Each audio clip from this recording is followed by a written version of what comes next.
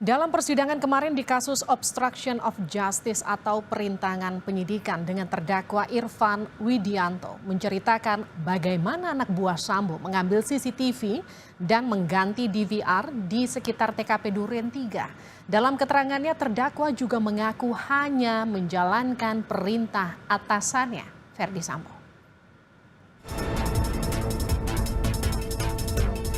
Di Pengadilan Negeri Jakarta Selatan juga digelar sidang perintangan penyidikan atau obstruction of justice. Sidang dengan terdakwa Irfan Widianto berlangsung dengan agenda pemeriksaan 8 orang saksi. Selain Irfan Widianto, sidang kasus obstruction of justice atau perintangan penyidikan juga digelar dengan 2 terdakwa obstruction of justice, Baikuni Wibowo dan Cak Putranto, beragendakan pembacaan eksepsi atau nota keberatan. Kasus pembunuhan berencana di rumah mantan Kadif Propam Polri Ferdi Sambo 8 Juli lalu telah menewaskan Brigadir Nofriansyah Yosua Huta Barat.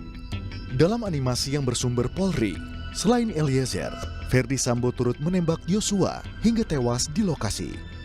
Pembunuhan berencana terhadap Brigadir Yosua Huta Barat telah menyeret Ferdi Sambo dan 4 terdakwa lain, termasuk istri Sambo Putri Chandrawati, ke meja hijau.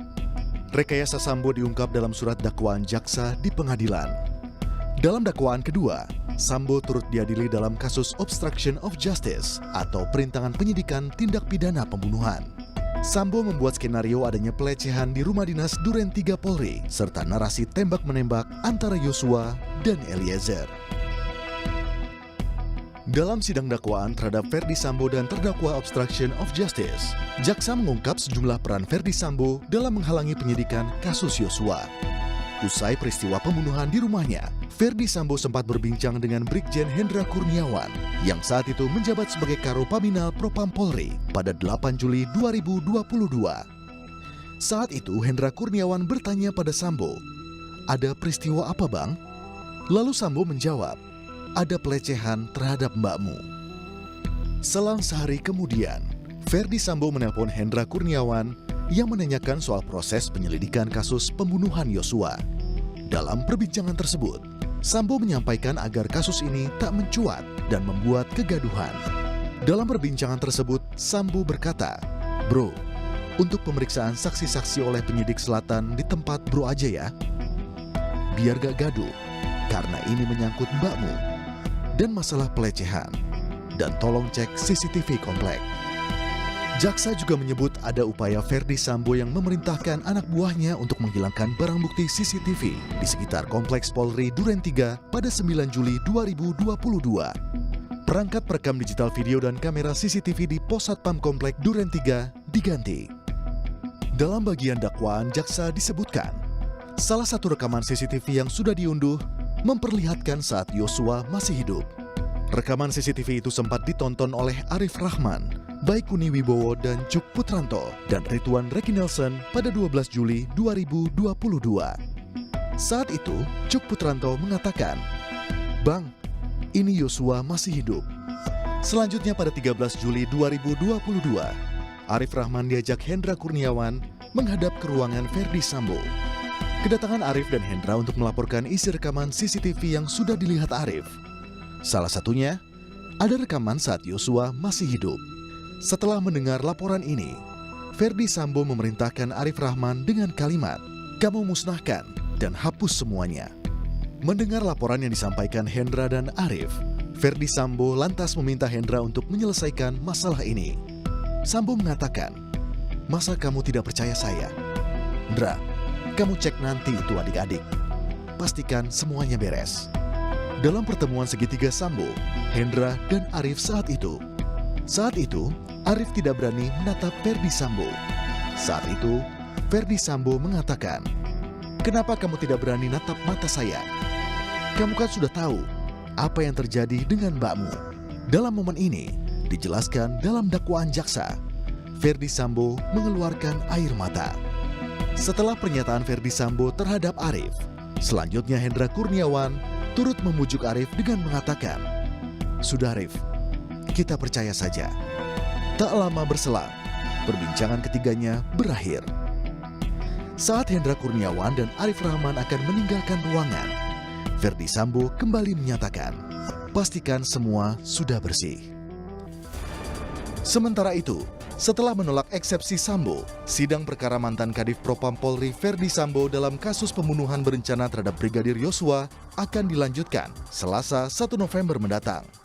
Hakim memerintahkan untuk menghadirkan 12 saksi dari pihak keluarga Yosua, mulai dari orang tua, bibi, adik hingga pacar Brigadir Yosua akan hadir bersaksi di persidangan Sambo. Tim Liputan, Kompas TV. Sidang kasus perintangan penyidikan atau obstruction of justice menguak sejumlah perintah Verdi Sambo untuk merusak bukti CCTV pembunuhan Yosua. Salah satu perintah yakni soal pergantian DVR CCTV. Untuk membahas hal ini, kami sudah terhubung dengan pakar digital forensik Ruby Alamsyah. Pak Ruby, selamat petang. Selamat petang, Mbak. Pak Ruby, kalau kita lihat dari apa yang terungkap di persidangan, dari sejumlah perintah dari Verdi Sambo, ini diungkap saksi mengindikasikan Sambo ini paham betul upaya untuk menghilangkan barang bukti. Artinya ketika DVR itu dirusak, bukti yang asli tidak akan muncul lagi. Iya, benar. Pastinya niat seseorang untuk menghilangkan barang bukti terhadap sebuah kejadian kriminal itu memang didahului dengan dia mengetahui informasi ada alat apa saja di sekitar kejadian perkara yang berpotensi memiliki data ataupun rekaman ataupun informasi terkait kasus tersebut. Nah, di kasus ini kebetulan ada beberapa CCTV, baik di CCTV tetangga yang juga kebetulan anggota Polri maupun CCTV komplek. Nah, CCTV inilah yang dianggap para pelaku berpotensi memiliki bukti terhadap kasus mereka dan mereka akhirnya memiliki niat untuk menghilangkan barang-barang bukti tersebut dengan memerintahkan anak-anak buah mereka. Nah, itu yang terjadi, tetapi kan kita semua tahu akhirnya walaupun adanya upaya penghilangan barang bukti, tetapi karena barang bukti itu tidak dihancurkan, tidak dirusak, tidak dihapus secara langsung, tetapi sudah terjadi proses ke beberapa pihak, ke beberapa penyidik. Nah, ternyata ada beberapa penyidik yang sudah melakukan copy, mengamankan datanya, lalu data tersebut berhasil dikuasai oleh tim sus dan akhirnya kasus ini bisa terungkap. Oke, artinya kan kalau sudah diganti DVR-nya, file rekaman itu betul ya, kalau itu tidak bisa diunduh kembali. Artinya sudah rusak, bisa dikatakan seperti itu. Tapi nanti kita akan lanjutkan diskusinya, kita akan kumandangkan dulu azan maghrib untuk Anda yang berada di wilayah Jakarta dan sekitarnya. Selamat menunaikan ibadah sholat maghrib untuk Anda yang berada di wilayah Jakarta dan sekitarnya. Kami lanjutkan perbincangannya, ini masih terkait dengan sidang kasus perintangan penyidikan atau obstruction of justice yang menguak sejumlah perintah dari Verdi Sambo untuk merusak bukti CCTV pembunuhan Yosua. Salah satu perintahnya ini soal pergantian DVR CCTV. Kita masih bahas bersama dengan pakar digital forensik Ruby Alamsyah. Mas Ruby, tadi pertanyaan saya soal pergantian DVR ini, artinya file rekaman itu nggak bisa diunduh kembali, itu tinggal merekam yang selanjutnya dengan DVR rekaman yang baru begitu. Artinya yang sebelumnya sudah tidak mungkin ada kembali. Baik, kalau sebuah DVR lama lalu diambil dan ditukar yang baru, otomatis DVR baru itu akan mulai merekam rekaman dari kamera-kamera yang baru yang setelah dipasang baru tadi, bukan yang data yang lama tidak akan ada di DVR baru.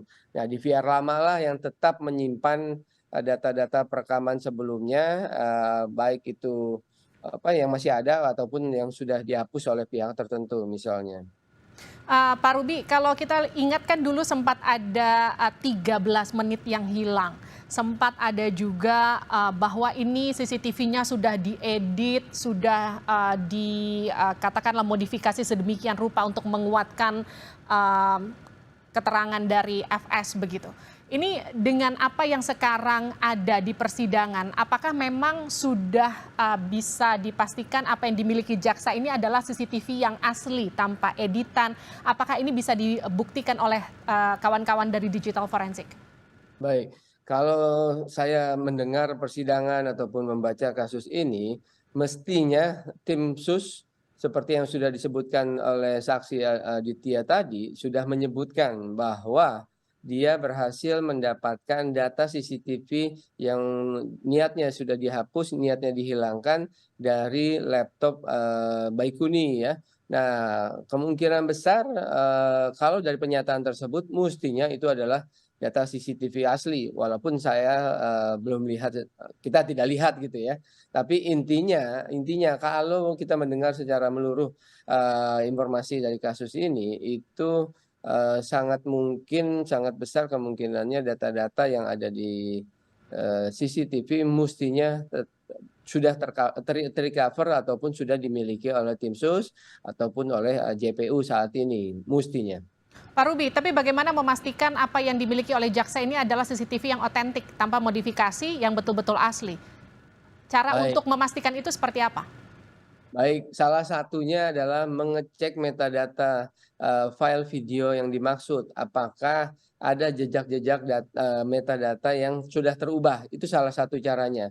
Apakah kalau diubah menggunakan software tertentu akan meninggalkan jejak metadata, dengan perubahan software tertentu juga. Tetapi kalau metadatanya itu juga dilakukan, perubahan oleh pelaku, mungkin, cukup agak pintar gitu ya, dia jadi edit gambar, lalu juga mengedit, data di metadatanya, itu juga bisa dilakukan oleh pelaku. Tapi tetap jejak digitalnya masih bisa kelihatan, selama kita, teliti, baik itu menggunakan software forensik ataupun kita teliti dari data-data yang ada, itu pasti akan kelihatan bila sebuah data sudah, terjadi modifikasi sekecil apapun, apalagi kalau besar atau banyak.